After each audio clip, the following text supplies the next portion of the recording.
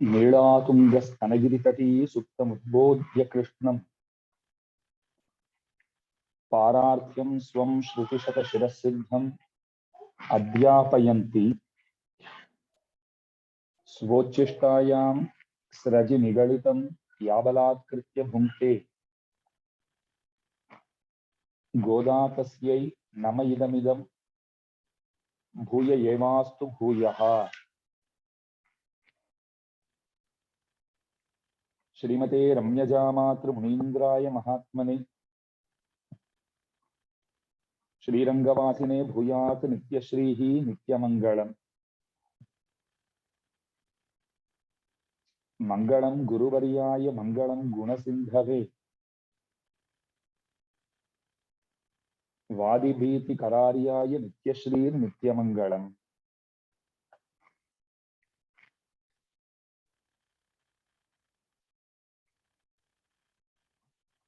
तिरुप्पावई नामक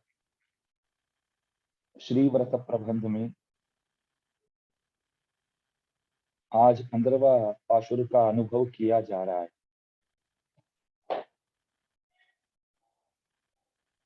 गोपी गण जो पहले ही उठ गए हैं, वे लोग जो अभी तक सो रहे हैं, उन गोपियों को जगाते हैं। भगवान के पास जब जाते हैं तो सब भक्तों को साथ लेकर के जाना चाहिए। भगवत अनुभव जो है वो सबके साथ मिल करके करने योग्य चीज है, ऐसा ही करना चाहिए। तो इसलिए अम्मा जी ऐसा प्रतिज्ञा करके बैठी है, इन गोपियों में एक गोपी नहीं आवे तो भी हम आगे नहीं बढ़ेंगे, सबको साथ लेकर के जाना है।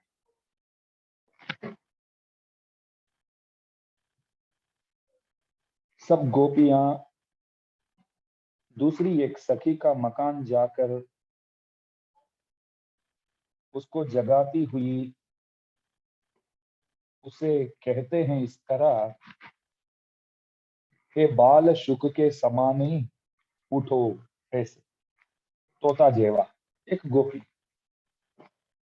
सबसे छोटी है, बहुत प्यारी है।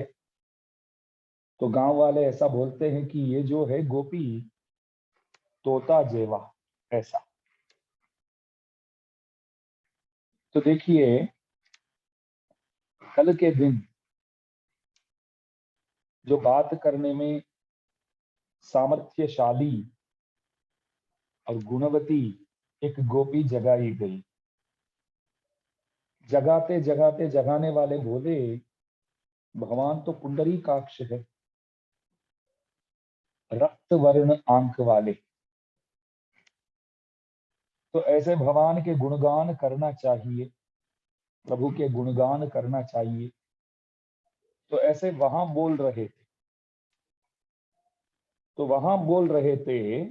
तो आज जो जगाई जाती है वो गोपी वो सुन रही थी, पड़ोस के घर पे जाकर के जब जगा रहे हैं समझो, तो यहाँ इस गोपी को वो सुनने को मिला। तो वो लोग बाहर खड़े होकर के वहां ऐसा बोल रहे थे कि पुंडरीकाक्ष भगवान के बारे में गावो, रक्तवर्ण नेत्र वाले प्रभु जो है उनके बारे में गावो, कमल नयन के बारे में गावो। तो वो तो अंदर लेटी थी, लेकिन ये जो आज जगाई जाती है, जैसे सुनने को मिला वैसे ही वो गाने लगी, हे पुंडरीकाक्ष, हे कमल नयन करके गाने लगी। देखिए, आप बाइक लेकर के अथवा चल के कहीं जा रहे हैं, तो जाते जाते कहीं डीजे साउंड ऐसे लगाया हो और कोई गीत वहां ऐसा बजता है, तो जैसा आप सुनते हैं तो वैसे भी आप भी गाना शुरू कर देते, हो जाता है, वो अपने आप हो जाता है। वो गीत अपने को थोड़ा बहुत गाना आता है समझो, तो अपने आप तुरंत हम साथ साथ गाना शुरू कर देते हैं। और कोई कोई दिन ऐसा भी लोगों को हो जाता है कि एक दिन में बारंबार बस उसी गीत को ऐसे रटते रहते हैं, गाते रहते हैं। आचार्यों इस तरह दिव्य प्रबंधों के आशुर में इस तरह मोहित हो जाते हैं। सामान्य लोग फिल्मी गीत जो है उसमें मोहित हो जाते हैं। आचार्यों क्या करते, कोई एक पाशुर सुबह सुबह भटे भटे एक आழ்वार के एक पद्य ऐसे ही गाते हैं, तो पूरे दिन बस उसी के पीछे अर्थानुसंधान करते हैं और उसी पाशुर को बारंबार गाते हैं, इस तरह करते हैं। तो इसलिए वहां जब जो बोलने में सामर्थ्यशाली है, गुणवती है और अहंकार रहता है, तो ये वह गोपी कल जगाई गई तब बोले कि कमल नयन के बारे में गावो। तो ये जो तोता के सदृश एक गोपी जो है वो गाने लगी, हे कमल नयन, हे पुंडरीकाक्ष। तो जगाने वाले सबको बहुत अच्छा लगा। देखो अभी तक हम वहां पहुंचे ही नहीं, अभी जगाने के लिए जाने वाले हैं, तो वो जाग गई और प्रभु के नाम ले रही है, क्या मजा आता है। तो बोले कि हरे बाल शुक्र के समान गोपी उठो। आपको तो अच्छा ही लगना चाहिए ना, मैं बोलूं कि आप बहुत बढ़िया दिखते हो। हम्म? शेर जेवा, शेर जैसे आप दिखते हैं करके बोलूं तो लोगों को कैसा लगेगा, अच्छा लगेगा कि नहीं भैया। भाग जेवा छोटा में ऐसा बोलूं तो कैसा लगेगा, अच्छा लगेगा ना। सबके सामने ऐसा बोलते हैं, झगड़ने आएंगे, जिसने बोला उनके साथ आप मेरे को कैसे वाघ जेवा कैसे बोल सकते हैं, ऐसा कोई झगड़ने आएगा। अगर किसी से हम कहते हैं आप तो कुत्ता जैसे हैं आप, तो झगड़ा पक्का ना वहाँ। हम्म? किसी को हम बोलेंगे आप तो बिल्कुल कुत्ते जैसे ही लगते हैं आप, तो झगड़ा पक्का। किसी को मैं बोलूं कि आप वाघ की तरह है, शेर की तरह है, तो अच्छा लगता है लोगों को। तो देखिए बाहर के गोपियां अंदर जो लेटी है, वैसे तो भगवान का नाम ले रही है, तो वो सुन करके बोले जैसे तोता जो है, बाल शुक जो है, तो जैसे गाती है, ठीक इसी प्रकार आप भी सुमधुर प्रभु के नाम ले रहे हैं। ये समझ करके बोले, हे बाल शुक के समान गोपी उठो। लेकिन अंदर सोती है ना, वो विचार करती है इस तरह, देखो जो पड़ोसी के गोपी है तो हमसे भी बेहतर अच्छी है, बेहतर अच्छी है।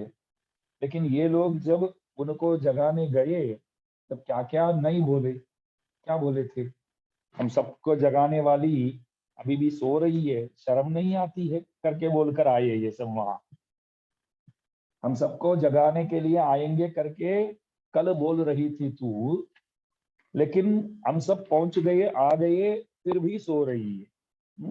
जब आज सेवा कर रहे तो समय पे आना पड़ा ना, समय पे आ जाते नहीं, तो जल्दी उठ गए एक दिन, सबसे पहले नहा धो के ठीक है जाते हैं, सेवा है पहुंच जाना पड़ेगा, तो समय पे आ गए। मानो कि आप नहीं आएंगे तो यहाँ से पिंटू भाई फिर माविन भाई को फोन करेंगे, वो क्यों आने वाले, क्यों नहीं आए ऐसे, तो कल बोल रहे थे कि समय पे आ जाएंगे, फिर क्यों नहीं आए। तो इस तरह मैं आऊंगी सबको जगाऊंगी करके बातचीत करके वो गई, लेकिन सब आने के बाद वो लेट रही है, अभी सब जगा रहे हैं तो भी नहीं उठती है। सबको जगाने वाली जो है वो सब आकर के जगाते हैं तो भी उठती नहीं है। तो क्या बोले, शर्म नहीं आती करके ये लोग पूछते थे। ये जो तोता के सदृश गोपी जो है सब सुन रही थी, अच्छा हमसे बेहतर ये गोपी है, बहुत अच्छी है, उसको देख करके ये लोग ऐसा कल पूछते थे कि शर्म नहीं आती है। तो उनसे भी इस तरह बर्ताव, इस तरह वार्तालाप करने वाले, मैं तो बहुत सामान्य हूँ, बहुत छोटी हूँ, मेरे को प्रशंसा के रूप में बाल शुक करके नहीं कहते होंगे, ये लोग मजाक उड़ा रहे, ये लोग मजाक उड़ा रहे। तो पतला सा कोई आया तो सब बोलते हैं कि ये तो एकदम ऐसा है ना, थोड़ा हवा जोर से आए ना तो उड़ जाए, ऐसे लोग बोलते हैं समझो। वो जैसे अंदर आता है तो वैसे बोलते पहलवान आओ करके, ऐसे तो मजाक करते हैं लोग, अरे पहलवान आओ, समझ में आता है उसको, हम पहलवान नहीं है, देखो हवा थोड़ा जोर से आवे तो भी हम उड़ जाए, ऐसे है। ये लोग मजाक उड़ा रहे हैं, खाली पहलवान करके बोलते हैं तो प्रशंसा नहीं कर रहे, मस्करी करते हैं, मजाक उड़ा रहे। इस तरह ये विचार करती है गोपी की बालशुक करके बोलते हैं तो ये जैसे एक पतला सा आदमी को पहलवान बोलते हैं, ठीक इसी प्रकार है, ये प्रशंसा नहीं कर रहे। क्यों? हमसे बेहतर अच्छे गुण वाली जो है उनसे भी क्या बोल करके आए, शर्म नहीं आती हम सब आगे सो रही है। तो वो तो ज्ञानी है समझो, बात करने में सामर्थ्यशाली है, गुणवती है, उनसे भी इस तरह बात करके आए हैं, तो हमको क्या बाल शुक करके प्रशंसा करते होंगे? नहीं करते होंगे।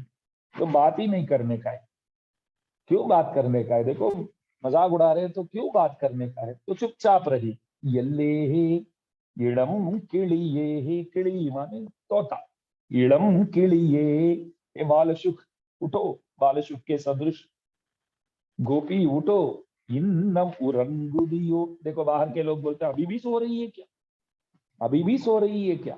तो ये सुनकर वो थोड़ा अंदर जो लेटी है नाराज हो गई, वो बोलती चिल्लन, अरे शांति पूर्वक बात करो, पहले तमीज से बात करो। बाहर के लोग इतना ही पूछा कि अभी तक सो रही है क्या, तो बुरा लगा। लोगों को कब क्या बुरा लगता है समझ में नहीं आता है, दुनिया ऐसा ही है, सबको कब क्या बुरा लगता है वो समझ में ही नहीं आता। विचार करते हैं कि बुरा लगने योग्य बात कुछ कह देते हैं हम, तब बुरा नहीं लगता है, मजाक में कुछ बोल देते हैं तब बुरा लग जाता है, ऐसा होता है। तो चिल्लना ये अभी तक सो रही है करके पूछा, वो बोलती है अरे पहले थोड़ा इतना जोर जोर से क्यों चिल्लाते हैं बाहर सब, चुप हो जाओ सब, पहले शांति पूर्वक तमीज से बात करना सीखो पहले, वो बहुत आवश्यक है। नंगमीर पोधर गिन्निन, आप सब बहुत गुणवती हो मैं जानती हूँ। ये पाशुर बहुत अद्भुत पाशुर है। क्यों? ये 15वां पाशुर जो है, हमारे सुंदर जामातुर देव करके एक आचार्य हुए, लोकाचार्य स्वामी जी महाराज के प्रिय भाई, जो आचार्य हृदय नामक ग्रंथ प्रदान करने वाले, आप कहते हैं कि ये जो पाशुर है त्रिपावी में एक पाशुर, इस श्रीव्रत प्रबंध में एक पद्य को, एक श्लोक जेवा पद्य, पद्य को लेकर के ये ही त्रिपावी है, ऐसा कह सकते हैं। कहने योग्य कोई पद्य हो तो वो पद्य ये है। मतलब त्रिपावी के अन्य पाशुरों को एक जगह रख दो और इस पाशुर को एक जगह रख दो, वजन में देखा जाए तो आज के पाशुर जो है वो वजन वाली पाशुर है समझो। मतलब इसमें अर्थ ऐसे बताते हैं कि एक श्री वैष्णव को कैसे होना चाहिए, श्री वैष्णव लक्षण क्या है। वैष्णव कौन है भैया? जो विष्णु भक्त है वो वैष्णव है। श्री वैष्णव श्रीमन नारायण को ही परमात्मा मानने वाला जो है वो श्री वैष्णव है। लक्ष्मी नारायण को ही परमात्मा मानने वाला, अरे मानने वाला क्या है, लक्ष्मी नारायण ही परमात्मा, इस बात को जानने वाला। मानने वाले तो अलग अलग प्रकार के होंगे, अपने अपने हिसाब से मानेंगे, मानते हैं तो वो सच नहीं होता है, जो जानते हैं वो सच होता है। तो प्रभु नारायण ही परमात्मा, इस बात को जानने वाले मानने वाले लोग क्या कहलाते हैं? श्री वैष्णव। तो श्री वैष्णव का लक्षण क्या है, कैसे होना चाहिए, किस तरह बातचीत करना चाहिए, अन्य श्री वैष्णव उनके साथ व्यवहार कैसे करना चाहिए, सब मालूम होना चाहिए। तो ये देखिए अंदर से बोलते शांति से बात कर, क्यों चिल्ला रहे? नंगमीर पोधर गिन्नेन, गुणवती लोग, बस आप सब तो बहुत गुणवती हो, मैं सब जानती हूँ आप लोगों के बारे में, आती हूँ रुको। तो बाहर के लोग बोलते हैं हमने क्या ऐसा गलत बोल दिया, गुस्सा कर रही है ये। भाल शुक के सदृश गोपी करके बहुत प्रेम से बुलाए हम, फिर भी गुस्सा करती है। तो वो अंदर के वो बोलती है कि नहीं नहीं नहीं, आप लोगों ने प्रेम से नहीं बोले, मेरे को सब समझ में आता है। क्या? देखो आप सब कृष्ण विरह से दुबले हो गए, आप सब कृष्ण विरह से, कृष्ण विरह का अर्थ होता है प्रभु से दूर होने के कारण दुबले हो गए आप, और शरीर जो है वो ऐसा शुष्क हो गया समझो।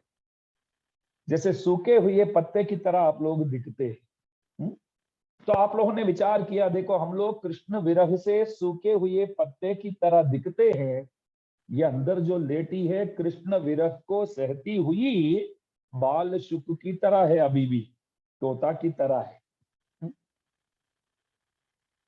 हम लोग कृष्ण विरह से सूखे हुए पत्ते जैसे हो गई है, तू जो है ना कृष्ण विरह को सहती हुई अभी भी तोता की तरह मस्त दिखती है। तो इस तरह आप मजाक उड़ा रहे हैं, मेरे को समझ में आता ही ये बात।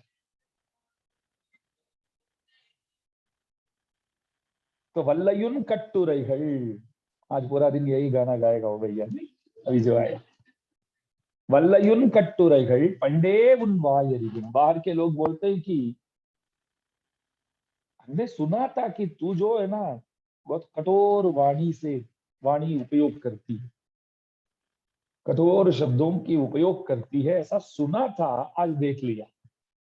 कैसे बात करती है? मैं क्या बोला कि बाल शुक के सदृश गोपी उठो करके बोला तो आपको बुरा लग गए, और आप बोल रहे हैं कि धीरे से बात, शांति से बात कर, गुणवती लोग मैं आती हूँ। इस तरह कोई बात करेगा? वल्लयुन कट्टुरैகள் पंडे उन्वायरिधुं। सब बोलते थे कि ये जो है ना बाल शुक के सदृश गोपी तो कठोर वचन बोलती है करके हमने पहले सुना था, तो आज देख लिया। तो वो बोलती है पल्लीर गड़े। अरे आप लोग जैसे तो नहीं बोलती हूं मैं, हाँ?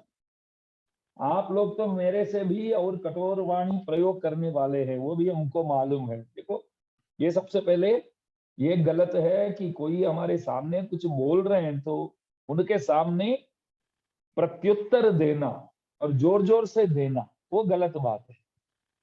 बच्चे भी हम कुछ बोलते हैं तो बच्चे सामने बोलते हैं तो हमको गुस्सा आता है, नहीं बोलता रे एक एक बात पर ऐसे ऐसे पीछे पीछे जवाब मत दिया कर, सुनो पहले, ऐसा बोलते। तो मर्यादा पूर्वक बात करना चाहिए। तो अमर्यादा पूर्वक कोई कुछ बोलते हैं तो हम भी ऐसे चिल्लाएंगे, हम भी धमकी देंगे, तो वो सही बात नहीं। ये वो कर रही है वल्लीर घड़नी गड़े। मैं तो आप लोग जैसे नहीं हूं, हाँ? आप बोलती हूँ ज्यादा, मैं मानती हूँ, लेकिन आप लोगों के हिसाब से देखा जाए तो मैं कुछ भी नहीं हूँ। आप लोग तो और भी क्या क्या बात नहीं करेंगे, आप लोग सब करेंगे आप लोग। तो ऐसे बोलती बोलती वो विचार करती है मैं जो कर रही हूँ ये सही कर रही हूँ क्या। देखो ये अच्छी बात है, हम कुछ भी करते हैं तब थोड़ा विचार करना चाहिए ये सही है कि गलत है। एक अच्छी बात यह है कि प्रभु अवश्य हमें ज्ञान प्रदान करते हैं, हमें समझाते हैं कि क्या गलत है क्या सही है। थोड़ा विचार करेंगे तो पता जो चल जाता है। बस विचार करने के लिए हम तैयार नहीं होते, क्योंकि हमको मालूम है कि विचार करेंगे तो जो हम कर रहे हैं वो आगे कर नहीं पाएंगे। जो हम कर रहे हैं वो गलत है करके हमको मालूम पड़ जाता है तो कर नहीं पाएंगे। तो इससे अच्छा विचार करना ही नहीं, विमर्श करना ही नहीं। हम सबके बारे में जानने के लिए तो विचार तो करते हैं, इच्छा तो रखते हैं, लेकिन अपने बारे में जानने के लिए, विमर्श करने के लिए कोई तैयार नहीं है। अन्यों के बारे में विमर्श करने के लिए हमेशा के लिए तैयार रहते हैं, अपने बारे में विमर्श करने के लिए कोई तैयार नहीं, अपने आप को जानने के लिए कोई तैयार नहीं है। दुनिया के तमाम लोगों को जानने के उत्सुक रहते हैं, अपने बारे में जानने के लिए तैयार नहीं। हम कौन है, हम क्या है, हम सही है कि गलत है। हम समझते हैं कि हमारे सिवा बाकी सब गलत है, हम समझते हैं कि हम एकमात्र सही है। ये गलत बात है। कभी कभी बोलते हैं कि नहीं मैं गलत हूं, मैं मानता हूं, मैं गलत हूं, मैं मानता हूं। अरे सिर्फ मानना यहाँ कोई मांगता नहीं है। मैं गलत हूं करके सिर्फ मैं मानूं तो उससे कोई मतलब नहीं है। सुधरना चाहिए, वो अत्यावश्यक है, यहाँ वो आवश्यक है। तो देखिए ये विचार करती है गोपी, मैं इस तरह बातचीत कर रही हूँ ये सही है कि गलत है। तो मालूम पड़ गया, देखो ये गलत है। श्री वैष्णव उनके साथ इस तरह बात नहीं करना चाहिए। तो बोलती है नानी दान आयिड गए। मैं मानती हूँ दोषी तो मैं हूं, मैं मानती हूँ दोषी मैं हूं।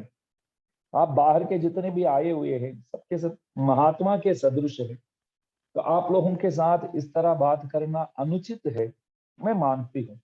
नानी दान आइड गए। अब जो भी बोलते हैं ना, अब जो भी बोलते हैं मैं मानती हूं। आप कहते हैं कि मैं कटु शब्द प्रयोग करने वाली हूं, तो बिल्कुल सही है। दासी मानती है इस बात को, दासी मानती है। अब जो भी बोलते हैं मैं मानती हूं। तो बाहर के लोग विचार करते हैं, तो अभी तक तो सामने ऐसे जवाब देती थी, तो एक पल में ऐसे कैसे सुधर गई? ये संभव है क्या? एक ही पल में? परीक्षा करके देखते हैं। अभी एक प्रश्न पूछेंगे तो क्या जवाब देती है, कैसी जवाब देती है, उसके हिसाब से मालूम पड़ेगा कि वो सुधर गई, मतलब आत्म स्वरूप को पहचान गई कि नहीं, वो मालूम पड़ेगा। वल्लनी कोदाय, अरे जल्दी आओ, बाहर के लोग बोलते हैं। देखो वो बोलती है अंदर से कि मैं मानती हूँ, मैं दोषी हूँ, आप सब गुण युक्त है, मैं मानती हूँ। तो बोलते हैं कि अरे जल्दी आ। तो अभी विचार करते हैं, प्रतीक्षा करते हैं क्या जवाब देने वाली। वो चुप हो गई। वो विचार करती थी कि अभी सामने कुछ बोलने का नहीं है, अपराध न हो जाए, कहीं सामने कुछ बोलने से अपराध न हो जाए, पाप न हो जाए, असह्यापचार न हो जाए। असह्यापचार क्या है भैया? असह्यापचार वो है जो प्रभु भी सह नहीं पाते, कोई सह नहीं सकते हैं, एवा जो पाप है उसे क्या कहते हैं? असह्यापचार बोलते हैं। उसका कोई प्रायश्चित ही नहीं है, समझो। भगवान के पास आप कुछ अपराध करते हैं तो भक्तों से सफाई संभव है, लेकिन भक्तों के पास आप कोई पाप करते हैं तो उसके लिए प्रायश्चित जो है वो भगवान भी नहीं जानते। बोलो, भक्तों के पास कोई पाप करता है तो उसके लिए प्रायश्चित जो है वो कौन भी नहीं जानता है? प्रभु भी नहीं जानता। प्रभु बोलेगा मेरे को भी नहीं मालूम। अगर प्रभु के पास पाप करते तो ठीक है, भक्तों के पास जाने से हम बच जाएंगे, प्रभु गुस्सा नहीं करेंगे। भक्तों के पास पाप करेंगे तो प्रभु कहीं कभी नहीं छोड़ेगा। मद भक्तम स्ववशं वापि निंदां कुर्वन्ति ये नराः पद्मकोटि शतेनापि न क्षमामि वसुंधरे, न क्षमामि, क्षमा करूंगा ही नहीं। भगवान सुस्पष्ट रूप से बोलते, चोकू जैसे आप लोग बोलते, कई दीदा चोकू बोल दिया प्रभु, ना क्षमामि, क्षमा करने की तो बात ही नहीं। मेरे भक्तों के पीछे कोई अपराधी बनेगा, छोड़ूंगा ही नहीं मैं उसे, ऐसा बोलते हैं। इसलिए भक्तों कुछ बोलते हैं तो हमको सामने सुनना चाहिए, सुनना पड़ेगा, सुनना ही सही है। हम कुछ बोलेंगे तो पाप में पड़ जाएंगे। बहुत बोझ है भैया, बहुत किए हुए है, उसमें से कैसे बाहर आवे वो देखना है हमको, और भी इकट्ठा नहीं करने का है ना। जो बोझ है पिछले जन्मों से साथ में लेके आए हैं, और अभी तो ऊपर से भी कर रहे हैं, तो इसमें से हम कैसे मुक्त हो करके प्रभु के चरणार बिंदुओं को कैसे प्राप्त करेंगे, बस वो देखना है, वो विचार करना है। आगे भी हम पापों को इकट्ठे करते रहेंगे तो आत्मा का क्या होगा फिर, सोचिए। इसलिए अगर कोई आपके सामने, ये ध्यान दीजिए, कोई आप लोगों के सामने आकर के आपके दिल दुखे ऐसे भी बात करते हैं कोई श्री वैष्णव, तो आपको खाली सुनने का, हाथ जोड़ करके इतना ही बोलने का है कि बस दास दोषयुक्त है, मानता है, दोषी है, क्षमा करना। आप बोल सकते हैं कि हमने तो कुछ भूल किया ही नहीं है, वो आकर के ऐसे डांट रहे हैं, गालियां दे रहे हैं, तो भी हमको यही बोलना है क्या? अरे यही बोलना है, अरे जा स्वामी जी, ऐसा तो कोई नहीं मिलेगा, मैंने कुछ भूल किया ही ना हूं, लेकिन कोई आकर के बोलते हैं कि भूल आपने किया है करके, तो मैं उसको मानूं, ऐसा तो दुनिया में कोई नहीं मिलेगा। ऐसी बात नहीं है, बहुत लोग ऐसे थे, ऐसी बात नहीं है, बहुत लोग ऐसे थे। मानो कि कोई स्वामी जी आपसे बोलते कि ये भूल आपने किया, यहाँ 100 रुपया रखा था, किधर गया मालूम नहीं, आपने ही लिया। श्रेयस भैया को मैंने बोल दिया समझो, उधार लेके आए आप, वो रखते रखते नीचे 100 रुपया था तो आपने ले लिया, आपने लिया नहीं समझो, आप सेवा कर रहे हैं, मानो मैंने ऐसा बोल दिया, तो आप क्या करेंगे? स्वामी जी क्या बात कर रहे हैं स्वामी जी आप, हैं? मैं इतना जल्दी कहाँ सुबह उठने वाला हूँ, बस आपके लिए तो उठा हूँ, और फूल हार सब लेकर के रोज वहां से इस ठंडी में तो आता हूँ, और ऊपर से आप मेरे को ऐसे बताएंगे, सब कुछ चोर चोर बनाएंगे मेरे को आप। सोच भी नहीं सकता हूं मैं बोलता हूँ कि नहीं, यहाँ रखा था 100 रुपया, आपने ही उठा लिया। तब आपको क्या बोलना चाहिए वो सीखा था। कोई स्वामी जी अथवा बड़े लोग, महात्मा लोग, कोई अन्य शिव वैष्णव, कोई स्वामी जी बोले तभी हमको इस तरह चलना है, इस बात नहीं। कोई और एक शिव वैष्णव, हमारे पिंटू भाई बोले, श्रेय 100 रुपया गायब हो गया, तू नहीं लिया, तो क्या बोलना चाहिए? मैंने तो लिया ही नहीं सबसे पहले। लेकिन आप ऐसे महात्मा हो तो आप कभी झूठ नहीं बोलेंगे। मैं मानता हूं, मैं जानता हूं कि मैंने नहीं लिया, लेकिन मैं विचार करता हूं कि मैं हमेशा सत्यवादी हूं या आप सत्यवादी है, ये विचार करके देखता हूं। आप बड़े हैं, उत्तम श्री वैष्णव है, आप तो कभी झूठ नहीं बोलेंगे। तो आप बोलते हैं, इसलिए अबुद्धिपूर्वक, जानबूझकर तो नहीं लिया मैं, लेकिन मेरे को भी मालूम ना हो तो भूल से मैंने लिया भी होगा, ये दास ये किया भी होगा, तो क्षमा करना दास को। इस तरह व्यवहार करना चाहिए श्री वैष्णव के साथ। मैंने नहीं लिया, फिर भी आप बोल रहे हैं तो दास मानता है, बुद्धिपूर्वक कुछ पाप किया होगा। बस 100 रुपया ही ना दास दे देगा। दास ने जो लिया करके आप बोल रहे हैं तो ठीक है, दास दे देगा। हाँ नहीं स्वामी जी, इस तरह हम करेंगे ना तो बाहर जा करके पिंटू भाई बोलेंगे, देखो मैंने जैसे पूछा, बाद में उन्होंने 100 रुपया रख दिया। अरे बोलेंगे तो बोलने दो, वो भी तो अपने ही है, अपने ही श्री वैष्णव है, अपने ही है। तो ये गुण हमारे में आना चाहिए। इतना आसान नहीं है। अभी सुनते हैं तो ध्यान में रखना, प्रभु से प्रार्थना करना, ऐसा बना दो मेरे को। कोई मेरे बारे में कुछ भी बोले, कोई मेरे बारे में कुछ भी बोले, अगर वो बात सच है मैं सुधर जाऊं। अगर वो लोग भूल से बोलते हैं तो मैं कभी ऐसा नहीं बोलूं कि वो लोग भूल से बोलते हैं। मैं ऐसा ही मानूं कि वो लोग सही है, मैं गलत हूं।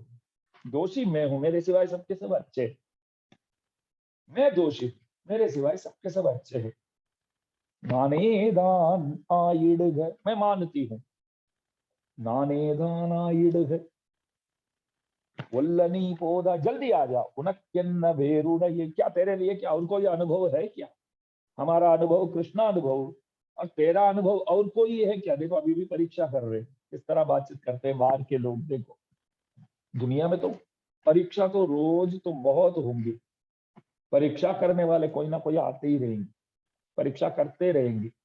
बस हमको पास होते होते आगे जाने का है, परीक्षा में फेल नहीं होने का, पास होते होते आगे जाने का। समस्याएं बहुत आएंगी, नहीं समस्याएं बहुत आएंगी, हम किस तरह सामने करते हैं और किस तरह उसे जीत करके आगे पहुंचते हैं वो देखना है। स्वरूप निष्ठा जो है वो बहुत आवश्यक है।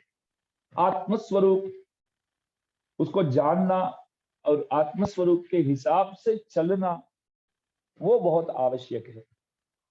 वेदांत देश के स्वामी जी महाराज अपने रहस्य त्रय सार नामक ग्रंथ में स्वनिष्ठाभिज्ञानाधिकार करके एक अधिकार ही, एक अध्याय ही समझो, स्वनिष्ठाभिज्ञानाधिकार करके, स्वनिष्ठा अभिज्ञानाधिकार, स्वनिष्ठा कैसे होनी चाहिए, अपना निष्ठा।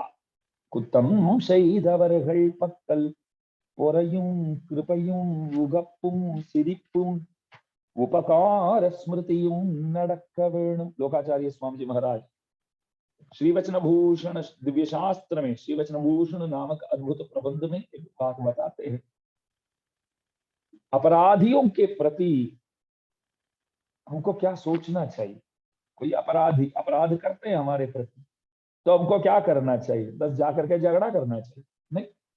कोई हमसे अपराध करता है तो क्या करना चाहिए? अरे पूछने की बात है स्वामी जी, बाद में कभी वो सोचेगा भी नहीं अपराध करने के लिए, बस ऐसे उसको दिखा देना है सब कुछ, बस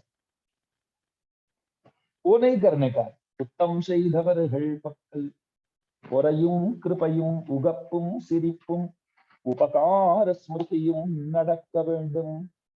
करुणा जो है, वो करुणा गुण जो है, उस गुण का इस्तेमाल करो, उसके साथ दिखाओ, करुणा दिखाओ। देखो मेरे को कुछ परेशान कोई करता है वो ऐसा समझता है कि देखो किस तरह परेशान किया हूं ना मैं, बहुत खुश हूं मैं।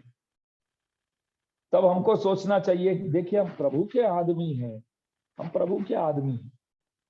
वो ऐसा समझ करके बैठा है कि उन्होंने जो परेशान किया, इसमें मैं थक जाऊंगा, इसमें मैं हैरान हो जाऊंगा, दुखी हो जाऊंगा, ऐसा समझ करके वो खुश हो गया है। तो दया आती है मुझे उसे देख करके। हम तो आगे पहुंच गए भैया, सीढ़ियां चढ़ के हम बहुत आगे पहुंच गए, आप लोग अभी पीछे ही है, समझो, आप अभी पीछे ही है। तो मेरे को दुख देने से आप खुश हो गए तो अच्छी बात है, लेकिन कुछ दिए हैं आप, मतलब दुख दिए हैं आप, तो इसका मतलब ये नहीं है कि उस दुख के बारे में विचार करते करते करते मैं गिर जाऊंगा, मैं हार जाऊंगा, ऐसी बात नहीं है। होता है दुनिया में, वकान करने वाले 1000 आते हैं तो गालियां देने वाले 4 तो आएंगे सामने, नहीं आएंगे? वखाण करने वाले 1000 आते हैं समझो, तो गालियां देने के लिए भी 4 तो होंगे। निंदक, कबीरदास जी एक अद्भुत बात बोलते हैं, नियत राखिए, निंदक निंदा करने वालों को हमेशा साथ में रखो, हमेशा साथ रखो। तो परखी जो करते हैं वैसे, परख करने वाले जो बोलते हैं ना, इस चीज पर करते हैं। हाँ। सोने पर जैसे सोना ऊपर करते हैं, ठीक इसी प्रकार हमको शुद्ध करने वाले, हमारे अशुद्धियों को, मेलों को दूर करके, साफ करके शुद्ध करने वाले कौन होते हैं? जो निंदक होते, निंदा करने वाले। तो हमको जाकर के बोलना चाहिए कि आपने निंदा किया, बहुत अच्छा किया, मेरे दोषों को मैं समझूं, ऐसा काम किया आपने। तो देखिए दास समझता है कि आज तो इस 5 रुपए ही जाएंगे। वैसे तो हमको अनुभव के लिए विषय क्या है आज? 13, 14 भी बाकी है, तो ठीक है, 5-5 मिनट वैसे 13 और 14 कर देते हैं, अथवा ऐसा करते कि 13-14 भी कर देते, ये 15वां पाशुर का अनुभव कल करेंगे पूरा, ऐसा। तो देखिए जो निंदक होते हैं वो हमको शुद्ध करते हैं, इस आत्मा को एकदम पावन परिशुद्ध बना देते हैं। क्योंकि कोई निंदा करते तो हमको मालूम पड़ना चाहिए कि क्यों निंदा करते हैं भाई। ठीक है, हमारे ऊपर कोई दोष वो निकालता है, ठीक है, वो दोष है कि नहीं, सबसे पहले मैं विचार करूं, अगर है तो सुधर जाऊं, तो मदद उन्होंने किया ना। तो इसलिए हमको सबके साथ व्यवहार जो है व्यवस्थित करना चाहिए, और खास श्री वैष्णवों के साथ अपने आप को दोषी समझो, हमारे सिवाय बाकी सब अच्छे, हमारे सिवाय बाकी सब अच्छे।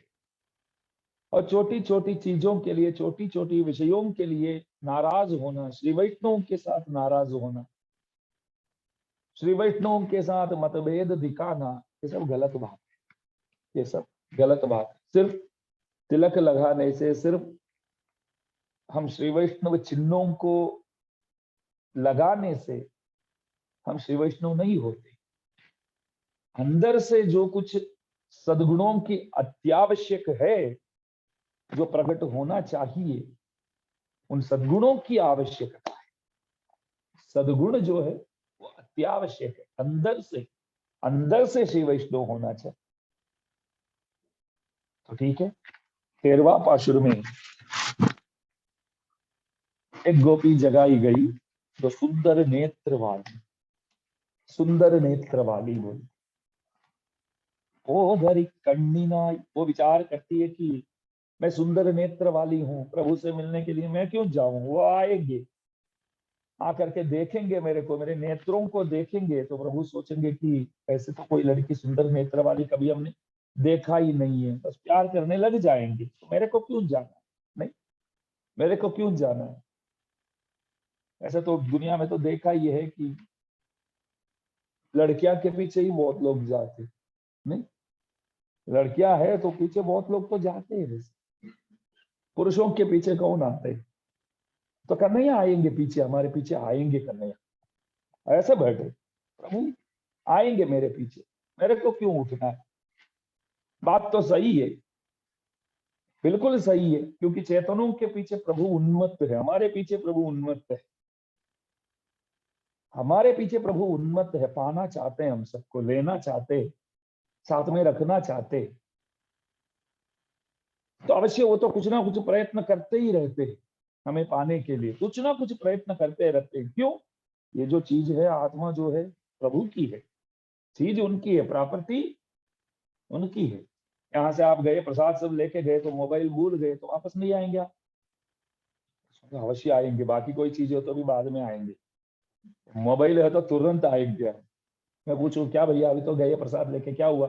नहीं, मोबाइल मोबाइल रह गया स्वामी जी, लेने आया हूँ। आते आएंगे कि नहीं? पक्का आएंगे ना। चीज हमारा है तो प्रयत्न हमको करना पड़ता है। तो प्रभु की ये चीज, तो वो आते हैं वैसे ही, ये रह गया लेने आया करके तो आएंगे। हमको क्या करना चाहिए फिर? वो आके लेंगे तो मना नहीं करने का, बस इतना ही। हम प्रभु के हैं, इस बात पर विश्वास रख के बैठने का है, हम उनके हैं। तो देखिए, इस गोपी से ऐसा बोलते हैं कि भगवत अनुभव जो है वो सब साथ मिलके करने योग्य है, लेकिन आप अकेले अकेले कर रहे हैं, वो गलत बात है। ये अकेले करना अनुचित है, अकेले करना अनुचित है। एक स्वादु न भुंजीत, भुंजीत दश भी सहा बोलते। कोई बढ़िया से बढ़िया फल मिल जाए तो सबके साथ बांट करके खाना चाहिए, अकेले नहीं खाना चाहिए। यहाँ प्रसाद भी भगवान को भोग लगाते हैं, तो क्या करते हैं? भोग लगा के प्रसाद बांटते समय सबको प्रसाद बांटते हैं। रसोईया जी को मैं बोल दूं कि ये प्रसाद बनाया आज, ये तो मस्त प्रसाद है यार, किसी को नहीं देने का, बस रखो अंदर, मैं शांति से बैठ करके खाता ही रहूंगा। तो सही बात, प्रसाद है तो सबको बांटना चाहिए, और सबसे बढ़िया प्रसाद है तो अवश्य सबको बांटना चाहिए। प्रसाद एकदम मस्त है, सब जो प्रसाद बोले तो मस्त ही बनेगा ना, तो सबको बांटना चाहिए। जैसे सब खाते हैं वो देख करके हमको आनंद पाना है। भगवत अनुभव जो है, भगवान का विषय जो है, वो सबके साथ मिल करके अनुभव करने योग्य विषय है। अकेले अनुभव करने एक क्षुद्र विषय नहीं है वो। कोई विषय क्षुद्र है तो लोग अकेले अनुभव करते, चुपके बीड़ी पीने वाले अलग हो जाते, सबके सामने नहीं पीते, चुपके बीड़ी पीने वाले अलग हो जाते। क्यों? ये घर वाले कोई देख लेंगे ना, कोई हैरान नहीं है, परेशान करेंगे। तो गलत काम करते हैं तो उसके लिए एकांत स्थल चाहिए। भगवत अनुभव करना है तो क्या एकांत स्थल, किधर भी कर सकते, सबके साथ मिल करके। तो कुள்ள कुளிர कुடைந்து நீராடாதே पள்ளி किड़तियो, कृष्ण विरह से हम सब पीड़ित है, हम सब दुखी है। उस ताप को मिटाना है तो किसी एक जलाशय में जा करके उसमें डुबकी लगाना है, तभी हम अपने आप को बचा पाएंगे, इस ताप से अपने आप को बचा पाएंगे। तो समय सर जा करके स्नान करके व्रतानुष्ठान, ये व्रतोपवास में लग जाना है। फिर भी आप सो रहे हैं, ये सही बात नहीं। कल्लम तविर्द कलंद, हमारे साथ शामिल हो जा। कल रात को हमने कुलशेखर स्वामी जी महाराज के बारे में देखा, अनुभव किया। आप हमेशा श्रीरंगम जाना चाहते थे, तो किसी ने पूछा श्रीरंगम हर बार जाना चाहते तो क्यों जाना चाहते? स्वामी जी महाराज बोले वहां जाकर के प्रभु का दर्शन तो ठीक है, वो मेरे लिए खास नहीं है। प्रभु के दर्शन के लिए नहीं जाना चाहता हूँ। तो क्या कुछ धंधा व्यापार कुछ करते हैं क्या, उसके हिसाब से जाते हैं क्या आप? कल द्वारका जा रहा हूँ करके कोई बोला तो मैं बोला कि प्रभु जी के दर्शन के लिए नहीं, धंधा व्यापार के हिसाब से जाता हूँ। टाइम मिलेगा तो मंदिर जाएंगे, समय मिलेगा तो मंदिर जाएंगे, लेकिन नहीं मिलेगा समय क्योंकि 2-3 मीटिंग है वहां, बस 2-3 व्यापारियों से मिलना है, देखते हैं, ऐसे लोग बोलते हैं।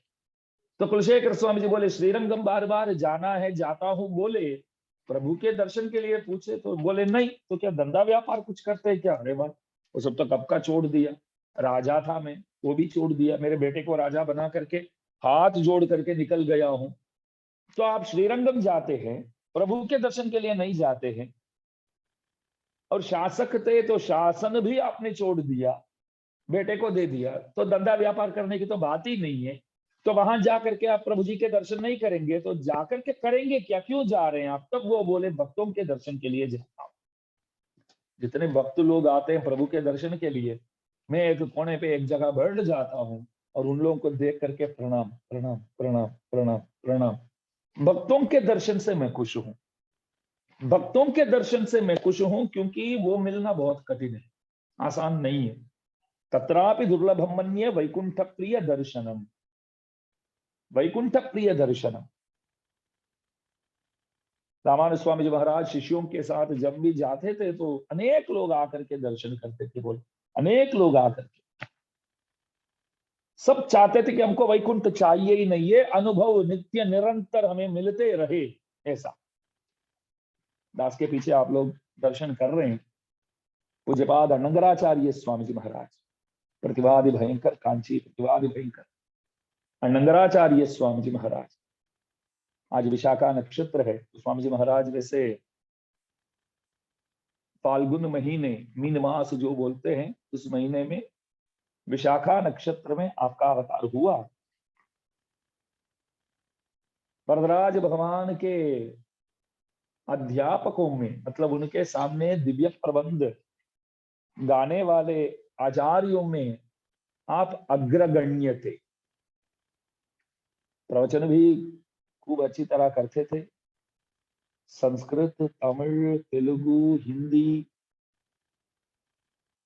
इन 4 भाषाओं में हर महीने मासिक पत्रिका 4 भाषाओं में निकालते थे हर महीने, सालों तक, सालों तक। तमिल में, हिंदी में, संस्कृत में और तेलुगु में। श्री रामानुजन करके तमिल में, वैदिक मनोहरा करके संस्कृत में, श्री रामानुज पत्रिका करके तेलुगु और हिंदी में, ऐसे काम करते थे आप। और रोजाना सुबह प्रभात फेरी, सब आचार्यों को उन्होंने जाकर के निवेदन किया कि रोज प्रभात फेरी जाना चाहिए। वेद पाठ करते करते प्रभु के मंदिर प्रदक्षिणा करके, हम परिक्रमा करके रोज आएंगे सुबह 4:30 बजे, रोज, साल भर के, खाली धनुर्मास में नहीं, रोज आइए, सब आइए करके। वो जमाने में तो किसी के पास पैसे वैसे इतना नहीं होते, बहुत हैरान थे, मतलब जीवन गाड़ी चलाना बहुत कष्ट पड़ता था तब। तो आजकल तो पैसे की कोई कीमत ही नहीं समझो। पहले जमाना ऐसा था कि पैसे तो सबको घर चलाने के लिए भी, रोटी के लिए भी, बाकी तो ठीक है, आज भगवान ने प्रसाद खिला दिया तो कल का कल देखेंगे, ऐसा ही होता था। आप लोगों ने भी, कई लोगों ने वो स्थिति तो देखा है, ऐसी बात नहीं है, कष्ट तो थोड़ा बहुत देखा है समझो। तो स्वामी जी ने ऐसा विचार किया कि प्रभात फेरी में जो भी आएंगे ना, सबको 1 दिन का 1 रुपया दिया जाएगा। पाठ में आना है, सुबह पाठ में आना है, और सुबह स्नान करके इस तरह 12 तिलक करके आएंगे, स्नान करके ही आने का है, और स्नान करके 12 तिलक करके आएंगे तो आपको पूरा 1 रुपया मिलेगा। अगर 12 तिलक नहीं किया हो तो 25 पैसा इसमें कट हो जाएंगे। और आप स्वामी जी ऐसे इतने वो होशियार भी थे समझो, किधर से कौन जुड़ता है इसमें, कहां तक आया है। तो आते आते बीच में ही कोई स्वामी जी चले जाते, कुछ काम के हिसाब से चले जाते तो भी ध्यान में रखेंगे। फिर उनको मानो कि 25-50 पैसे देते हैं, तो बोले क्यों स्वामी जी महाराज, नहीं मैं देख रहा था वहीं से चले गया, आपको पूरा आना चाहिए। अगर वो सही कारण बताते हैं तो नहीं आते तो भी 1 रुपया दे देंगे, वो बात अलग है, लेकिन एक नियम इस तरह रखते थे, एक नियम बना करके इस तरह सब साथ मिलकर के आना चाहिए, सब साथ मिलकर के परिक्रमा करना चाहिए, वेद पाठ करते करते प्रभु की मुखोल्लास हेतु ये सेवा करना चाहिए। लगभग 50-60 साल तक किए इस तरह, 1 दिन नहीं, 2 दिन नहीं, बोलो। हम लोग भी कभी कभी शुरू तो करते, 1-2 दिन जाते, बाद में नहीं हो पाता है। 1-2 दिन जाते तो तीसरे दिन हम प्रतीक्षा करते, कोई नहीं आते, तो चौथा दिन वो लोग प्रतीक्षा करते तो हम सो जाते, ऐसा हो जाता है। 50 साल किए, और 50 साल जब हुआ तो स्वर्णिम जयंती ऐसे मनाते हैं ना, तो 50 साल ये परिक्रमा वेद पाठ करते करते हम प्रभु के ये प्रांगण में, मतलब प्रभु के ये परिक्रमा करते हैं, प्रदक्षिणा करते हैं, मंदिर घूम के आते हैं। तो उसके निमित्त एक उत्सव 50 साल हुआ करके, 1 हफ्ता का उत्सव, दिव्य प्रबंध पाठ के लिए सब आ जाओ, सब दिव्य प्रबंध पाठ, स्तोत्र पाठ, रहस्य ग्रंथों की पाठ, इतिहास पुराणों की पाठ। इतना ही नहीं, साथ साथ तदीयाराधन सबके लिए। और सुबह शाम, जैसे सुबह प्रभात फेरी, वैसे ही शाम को भी जाके आएंगे, सुबह शाम पाठ करते, सुबह वेद पाठ, शाम शाम को स्तोत्र पाठ। क्या नहीं किया आपने, बोलो। तो कल्लम तविर्द, इस पाशुर में अम्मा जी वही बोलते कि प्रभु के अनुभव करना है तो सबको साथ लेकर के जाना चाहिए। तो वो आपने अपना जीवन पर्यंत किया, आजीवन पर्यंत सबको साथ ले करके। और मंदिर में देखिए आप, हमारे वहां शंकर स्वामी जी के मंदिर में, वरवरमणि स्वामी जी के मंदिर में 10-10 दिन का जब मेला उत्सव जब मनाया जाता है, तो 4-5 वैसे भोग प्रभु को लगा करके प्रसाद बांटेंगे। 3-4 उठ जाएंगे और एक एक थाली एक एक ले लेगा, तो बांटेगा तो 15-20 मिनट में बांट सकते हैं। आप देखिए नगराचार्य स्वामी जी महाराज निवेदन करते थे सबसे कि चारों प्रसाद एक ही साथ कृपया मत लेना। 4 लोग उठ करके इन प्रसाद, जो 4 प्रसाद बनाया हुआ है आज, ये सब एक ही साथ बांटना नहीं है। सब बोले क्यों? अरे कोई एक उठो, वो पहले एक प्रसाद हाथ में लेगा, बांट के आएगा, फिर दूसरा प्रसाद लेगा, फिर बांट के आएगा। ऐसा करो। क्यों? थोड़ा वक्त मिलेगा तो प्रवचन करूं। बोल, तो वक्त मिलेगा प्रवचन करो, सबको कुछ सुनाना चाहता हूँ। इतने बड़े विद्वान हो करके आपको तो वहां बोलने से कुछ मिलने वाला नहीं है ऐसे कोई। फिर भी अपना भाग्य समझते थे कि शतकोप स्वामी जी के सामने, वरवरमणि स्वामी जी के सामने प्रवचन करना जो है वो मेरे लिए भाग्य की बात है। और एकदम 4 लोग उठ करके प्रसाद बांटेंगे तो 7-8 मिनट में प्रसाद बांट देंगे तो उठ जाएंगे सब। प्रसाद देने के बाद कौन बैठेगा? बोलो, क्यों हम बाद में प्रसाद देते हैं? 9 बजे तो सातमरा तो कर दिया, तीर्थ प्रसाद, फिर शठारी, फिर क्यों 1 घंटे बिता के फिर प्रसाद क्यों देते हैं? अरे प्रवचन सुनो तभी प्रसाद। नहीं, तो भैया आए हैं तो भी देखो वो वही विचार कर रहे हैं कि कब तक बोलेंगे महाराज हैं, ऐसा तो 1 घंटा तो हो गया, कब प्रसाद देंगे, कब ले जाएंगे, तो क्यों बाद में देते हैं? यही कारण है, तभी बैठेंगे ना। प्रसाद पहले बांट देते तो कौन, कोई रोक भी नहीं पाएंगे। बोले स्वामी शाम को आता हूं मैं, ऐसे। तो स्वामी जी इस तरह प्रार्थना करते।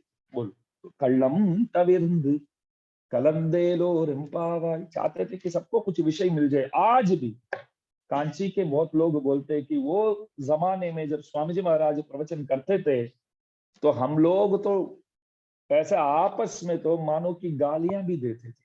अरे ये क्या यार, रोजाना हैरान करता है, विपाठ होकर के पूजा होकर के समय देखो 10:30 तो हो ही गया, अब ये पौने घंटे तक बोलते रहेंगे, फिर बाद में तो 11:15 11:30 बजे घर पहुंचेंगे।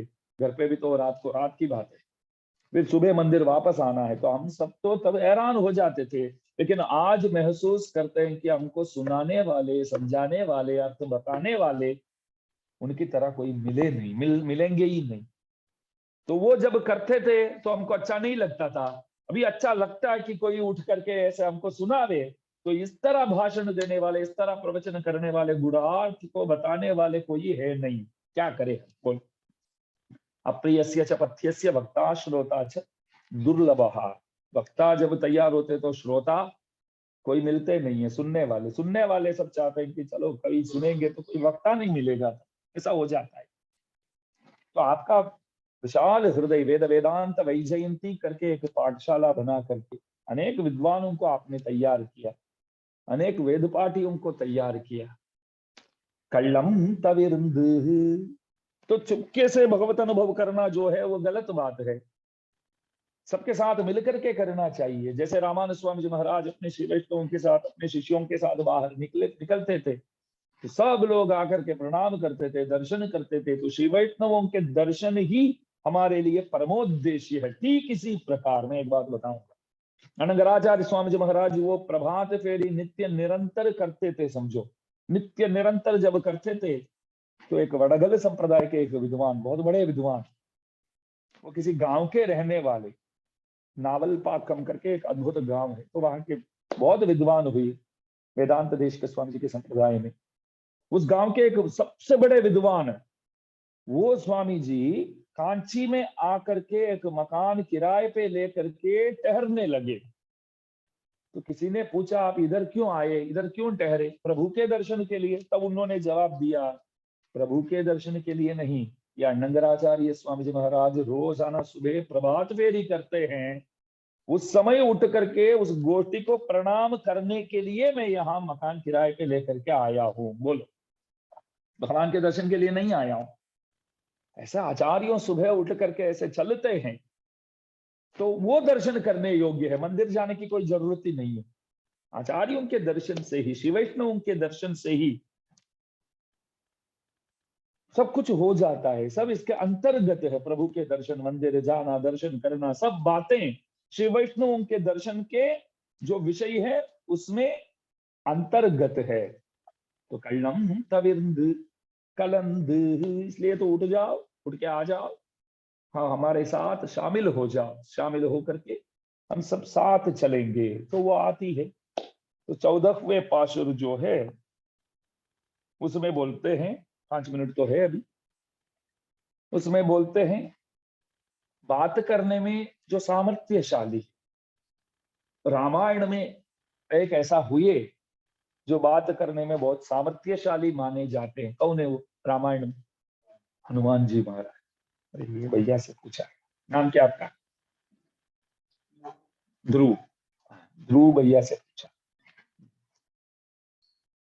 हनुमान जी महाराज सुंदर बात करते थे।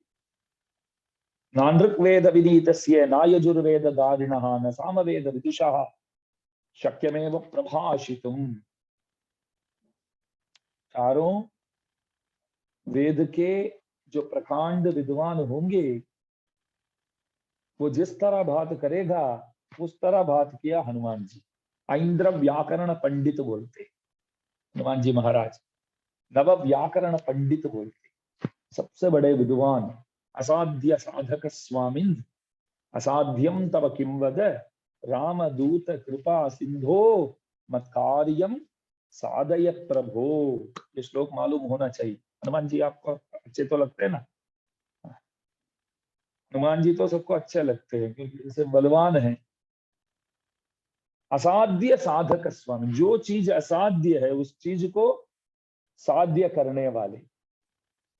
रामदूत कृपा सिंधु मत कार्य साधय प्रभु। मैं मेरे कार्यों में मैं सफल रहूं, मैं जीत जाऊं, ऐसा कृपा करो। कृपा करो महाराज करके गाते हैं ना हनुमान जी के पीछे।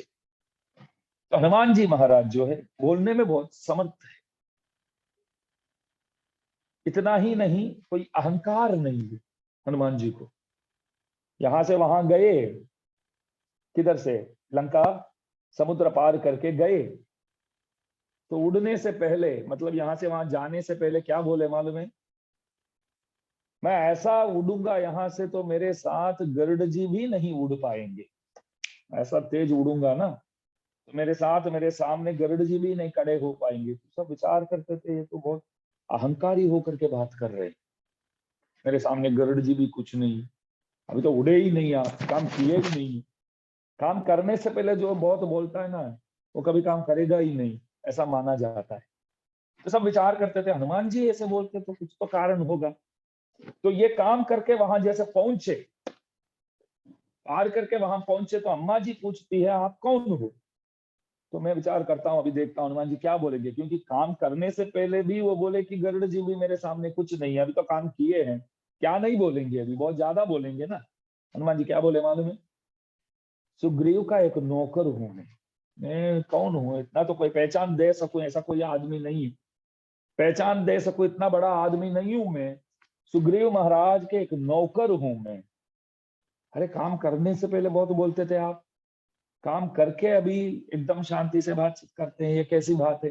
हनुमान जी बोले तब इसलिए मेरे को बोलना पड़ा कि सबके सब तब बहुत अपसेट थे, बहुत दुखी थे। तो सबको तो थोड़ा तो अंदर से तो कुछ प्रोत्साहन देना पड़ता था।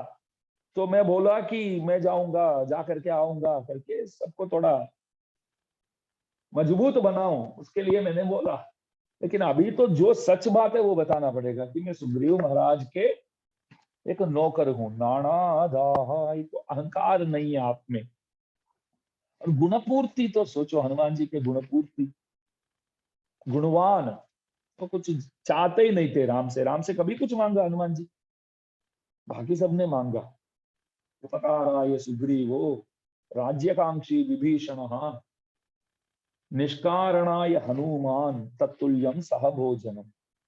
सुग्रीव भी राम से बोला कि मेरे भैया को वध करो, मार डालो, और राज्य मेरे को दिलवा दो, बस प्रभु इतना करो, राज्य दिला दो, बस काफी है। विभीषण भी चाहता था ऐसा, मैं राजा बन जाऊं एक ना एक दिन लंका की। हनुमान जी कुछ नहीं चाहते, कुछ नहीं चाहते, कुछ नहीं मतलब कुछ नहीं। राम से कुछ नहीं चाहिए, हमको राम चाहिए बस, बहुत है। वो साथ में है तो बहुत हो गए।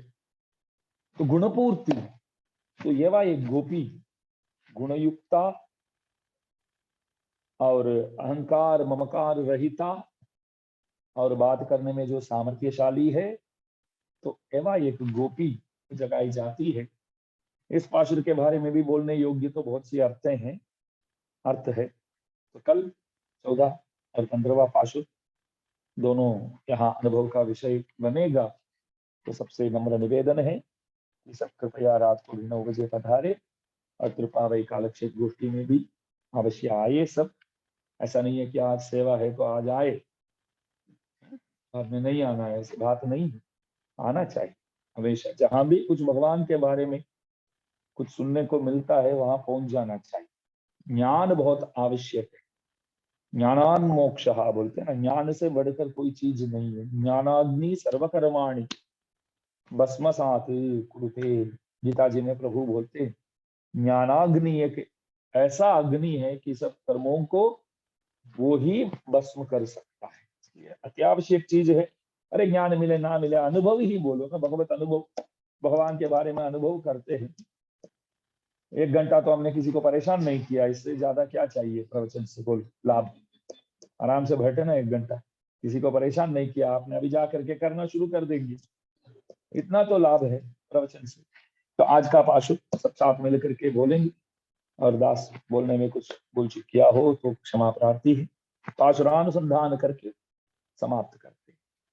दास बोलेगा, पीछे पीछे आप सब बोलिए। यल्ले हे इलम किड़िये इन्नम उरंगुदियो चिल्लेन्नु अழயேன்மின் நங்கமீர் போதருகின்னேன் வல்லையுன் கட்டுரைகள் பண்டே முன்வாயரிதும் வல்லீர்கள் நீங்களே நானேதான் ஆயிடுக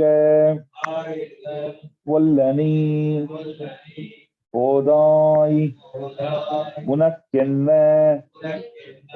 வேறுடையை எல்லாரும் போந்தாரோ போந்தார் போந்து எண்ணிக்கொள் வல்லானை கொன்னானை மாத்தாரை மாத்தழிக்க வல்லானை மாயனை பாடு ஏலோரெம்பாவாய். श्रीमत्यै विष्णुचित्तार्य मनोनंदन हेतवे नंदनंदन सुंदर्यै गोदायै नित्यमंगलम्. श्रीमते रम्यजामातृ मुनीन्द्राय महात्मने श्रीरंगवासिने भूयात् नित्यश्रीर्नित्यमंगलम्.